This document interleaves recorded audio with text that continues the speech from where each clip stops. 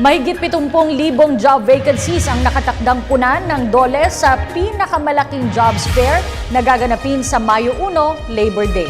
Ang buong ulat ihatid sa atin ni Sweden Velado.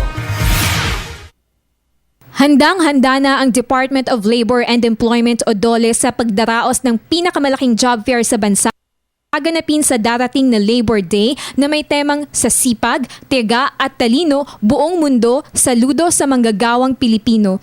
Sa pangunguna ni Labor and Employment Secretary Rosalinda Baldoz, 17 rehiyon sa bansa ang sabay-sabay na magsasagawa ng 65 job fairs na may 77,000 job vacancies para sa mga aplikante. Well, we're preparing for a jobs fair all over the country in various regions, provinces, and localities.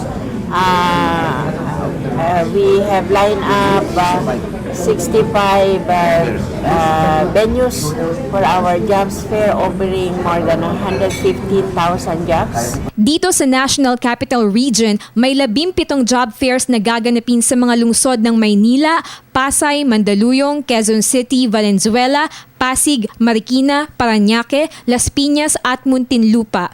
Ayon kay Secretary Baldoz, bukod sa mga lokal na trabaho, din itong overseas jobs. For local, mas marami ang local. Kasi yung overseas, you need at least 2 years experience bago ka i-entertain yung mga pinag-a-applyan mo. Sa isang panayam, inihayag ng kalihim ng DOLE na nakipag-ugnayan din ang kanyang ahensya sa Technical Education and Skills Development Authority o TESDA, Commission on Higher Education at Department of Education hinggil sa pagtanggap sa trabaho ng unang batch ng senior high school graduates sa ilalim ng K-12 program. So maganda yung partnership na ginagawa nila sa TESDA, the short-term talent development and on with CHED, with the universities na medyo long-term na yan.